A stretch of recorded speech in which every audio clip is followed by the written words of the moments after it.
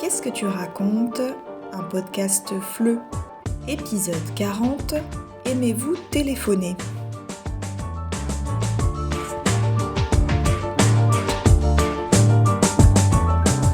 Bonjour à toutes et à tous et bienvenue dans l'épisode 40 de Qu'est-ce que tu racontes?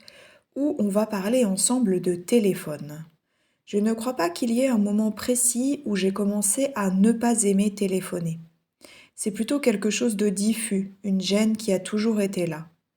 Dans ma vie professionnelle, pourtant, je n'ai aucun problème à parler. Je fais des visioconférences presque tous les jours, mais elles sont programmées, organisées, prévues à l'avance. Je sais quand ça commence, je sais avec qui je parle et je sais pourquoi. Et ça change tout. Ce qui me met mal à l'aise, ce n'est pas tant le fait de parler que le fait de ne pas contrôler la situation. Un appel imprévu qui s'affiche sur mon téléphone, c'est comme une petite rupture dans ma journée. Une rupture, c'est une interruption soudaine, quelque chose qui casse le rythme normal. Je ne sais pas combien de temps la conversation va durer, je ne sais pas exactement ce que la personne veut et je dois répondre tout de suite. Il n'y a pas de pause possible. Je ne peux pas réfléchir tranquillement. Je ne peux pas choisir le moment. C'est sûrement pour ça que je préfère écrire. Avec un message, j'ai le temps, je peux relire, modifier, effacer, recommencer. Je peux aussi reformuler, c'est-à-dire dire la même chose autrement pour que ce soit plus clair ou plus juste. Je peux également décider d'attendre le bon moment pour répondre, celui où je suis calme et disponible. Si une amie m'écrit pour me parler d'un problème personnel, par exemple, j'ai envie de prendre le temps de réfléchir à ma réponse.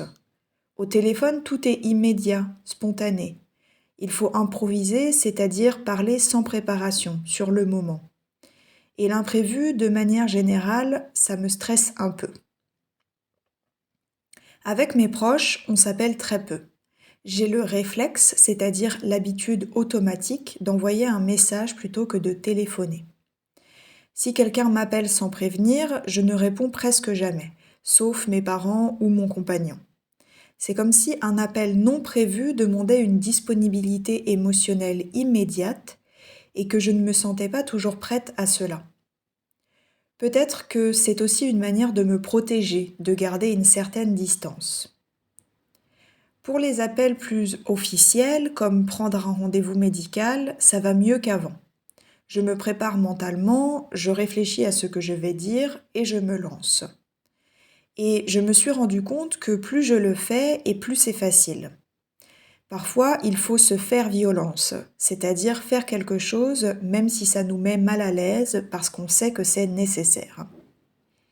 Et une fois que c'est fait, le stress disparaît presque immédiatement. Je pense aussi que ce n'est pas seulement une question de personnalité. C'est peut-être générationnel. J'ai grandi avec les messages, avec une communication asynchrone, c'est-à-dire une communication où on ne répond pas tout de suite. On peut prendre son temps. On peut contrôler son image, ses mots, son engagement. Alors forcément, le téléphone qui demande une présence immédiate et une forme de spontanéité peut paraître plus difficile. Oui, je crois qu'on perd quelque chose en évitant les appels. La chaleur de la voix, les nuances, la spontanéité. Mais en même temps, je fais partie de cette époque. Et naturellement, je vais vers l'option qui me rassure le plus.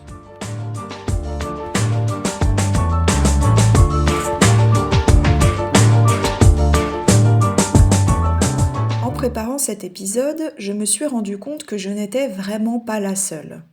Il existe même un mot pour ça, la téléphonophobie, c'est-à-dire la peur ou l'angoisse de passer des appels téléphoniques. Une enquête réalisée en Belgique montre que près d'un jeune sur deux entre 18 et 25 ans préfère envoyer un message ou un email plutôt que téléphoner. Presque la moitié. Ce chiffre m'a frappée. Ça veut dire que ce n'est pas juste une petite habitude personnelle, mais un vrai phénomène qui gagne du terrain, c'est-à-dire qui devient de plus en plus fréquent. Pourquoi les jeunes évitent-ils les appels? Les raisons sont assez simples et honnêtement, je m'y reconnais beaucoup. La peur des silences, l'impression de ne pas savoir quoi dire, la difficulté à terminer une conversation. Ce sont des petits détails mais qui créent une vraie pression. Certains expliquent aussi qu'ils manquent d'expérience ou qu'ils doutent de leurs capacités. Ce manque d'expérience, c'est le fait de ne pas avoir assez pratiqué pour se sentir à l'aise. Ce qui est intéressant, c'est que les jeunes qui ont eu l'habitude de téléphoner dans leur famille quand ils étaient plus jeunes se sentent aujourd'hui beaucoup plus confiants. Comme si le téléphone était une compétence qui s'apprend, un peu comme un sport ou une langue étrangère. Plus on pratique, plus on progresse. Les spécialistes expliquent que plus on appelle, moins on est anxieux. La répétition aide donc. On peut s'entraîner avec un ami, préparer un petit script, c'est-à-dire une sorte de plan avec des phrases principales. Petit à petit, les obstacles diminuent et le bien-être, c'est-à-dire le fait de se sentir bien mentalement, augmente. L'étude parle aussi de 3 profils différents. Il y a les omnivores, qui utilisent beaucoup de moyens de communication et qui sont plutôt à l'aise avec les appels. Les sélectifs, qui préfèrent limiter leurs canaux de communication. Et puis les anxieux, qui ressentent une vraie peur à l'idée d'appeler et qui sont souvent moins extravertis. Être extraverti, ça veut dire être à l'aise socialement, aimer parler facilement avec les autres. Ce qui m'a aussi interpellée, c'est que beaucoup de jeunes reconnaissent que savoir téléphoner est une compétence importante et valorisée dans le monde du travail. Une compétence valorisée, c'est une capacité qui est appréciée et recherchée. De plus, presque la moitié des personnes interrogées disent qu'elles aimeraient suivre une formation pour apprendre à téléphoner avec plus d'assurance. Ça montre bien qu'il ne s'agit pas d'un rejet total du téléphone. Ce n'est pas « je ne veux pas », c'est plutôt « je ne me sens pas capable ». Et ça change tout, selon moi. Et il y a quelque chose d'encore plus intéressant. Il semblerait que le bonheur à long terme augmente quand on appelle de temps en temps des amis ou de la famille. Parce que le téléphone ne sert pas seulement à échanger des informations, il permet d'entendre la voix, de sentir les émotions, de créer de la confiance. Il peut même renforcer l'empathie, c'est-à-dire la capacité à comprendre les émotions des autres. Finalement, ce sujet dépasse largement ma petite gêne personnelle. Il parle de notre manière de communiquer aujourd'hui. Nous sommes très compétents sur le plan numérique, mais parfois moins confiants dans la communication directe. Et peut-être que le téléphone, finalement, n'est pas un ennemi. Peut-être que c'est simplement une compétence que notre génération doit réapprendre.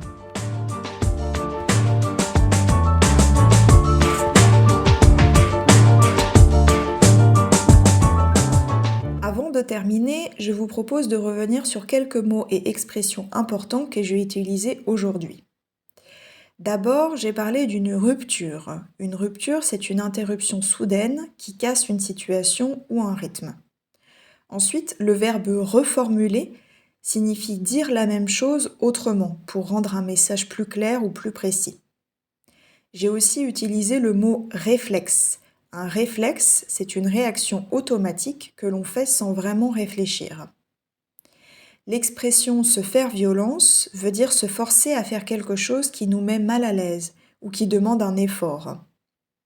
Le mot asynchrone décrit une communication qui ne se fait pas en même temps, où les personnes ne répondent pas immédiatement. Dans la deuxième partie, j'ai mentionné la téléphonophobie, qui désigne la peur ou l'angoisse de passer des appels téléphoniques. L'expression gagner du terrain signifie devenir de plus en plus fréquent ou important. Un manque d'expérience correspond au fait de ne pas avoir suffisamment pratiqué une activité pour se sentir à l'aise.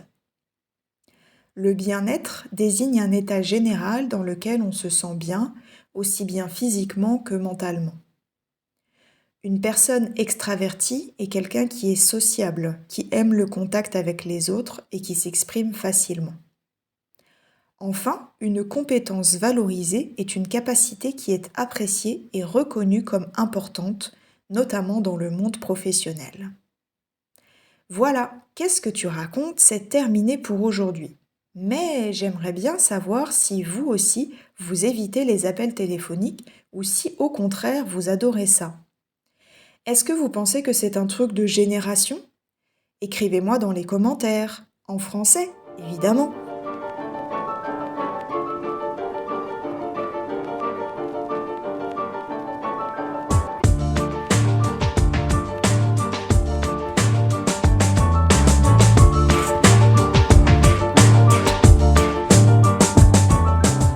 Ce podcast est le fruit de la collaboration heureuse et inédite de deux écoles de langue se trouvant sur deux continents différents, mais ayant en commun un objectif, celui de vous apprendre le français et de le faire de la meilleure manière qui soit.